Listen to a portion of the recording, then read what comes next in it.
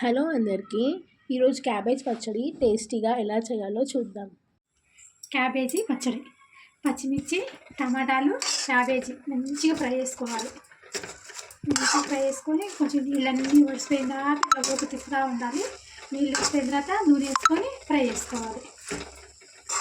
ఇప్పుడు నూనె వేయకూడదా? ఇప్పుడు వేస్తే నూనె కొంచెం ఇదంతా కడిగాం కదా, ఈ నీళ్ళన్నీ వచ్చిపోయే వరకు కలుపుకుంటూ ఉండాలి. నీళ్ళన్నీ వడిసిపోతాయి, అప్పుడు మంచిగా వడబడుతుంది. దీంట్లో కొంచెం నూనె వేసుకొని మంచిగా ఫ్రై చేసుకొని జీలకర్ర, ధనియాలు, కొంచెం మినపప్పు, కొత్తిమీర, కరివేపాకు వేసుకొని మిక్సీ పట్టుకోవటం. మళ్ళీ తాలింపు వేసుకోవాలా? తాలింపు మన ఇష్టం, వేసుకుంటే వేసుకోవచ్చు, కాకపోతే లేదు.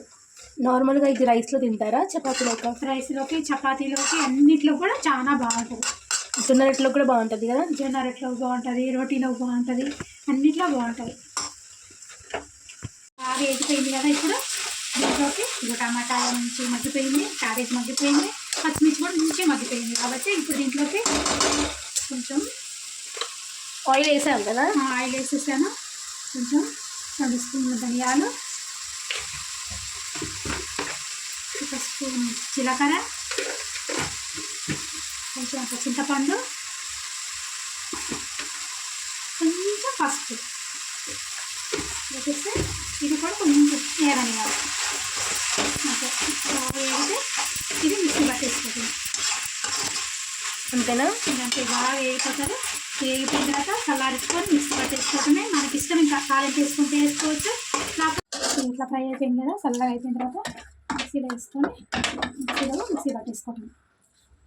ఇట్లా వేసుకొని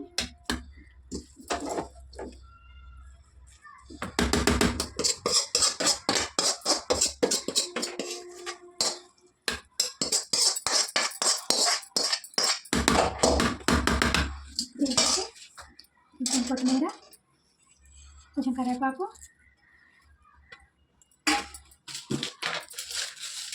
రాళ్ళు వేసి మిక్సీ పట్టుకుంటాం.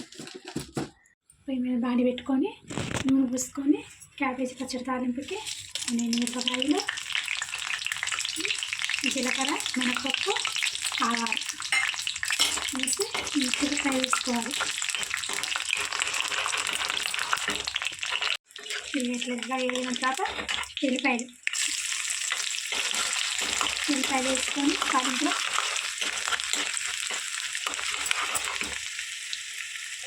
ఎల్లిపాయలు ఫ్రై సారీ ఎక్కువ వేయాల్సిన ఎల్లిపాయలు మంచి ఫ్లేవర్ తెలుస్తూ ఉంటుంది. తర్వాత కరివేపాకు వేసుకోవాలి. కరివేపాకు వేసుకొని కొంచెం మధ్య చిన్న వేసేసుకొని ఇప్పుడు ఈ క్యాబేజీ పచ్చిమిరపకాయ మరి మెత్తగా పట్టుకుంటుంది. కొంచెం కొంచెం పట్టుకోవాలి. వేసేసుకోవాలి. వేసుకొని కలిపేసుకొని కొంచెం అట్లా పొయ్యి మీద పెట్టి తీసుకోవాలి. అంతే అండి క్యాబేజీ పచ్చడి. వంటలు మీకు నచ్చినట్లయితే లైక్ చేయండి, షేర్ చేయండి, సబ్స్క్రైబ్ చేసుకోండి. ఇంకా కమెంట్స్ కూడా చేయండి, ఇంకా ఏమైనా ఇంప్రూవ్ చేసుకోవాలా అని.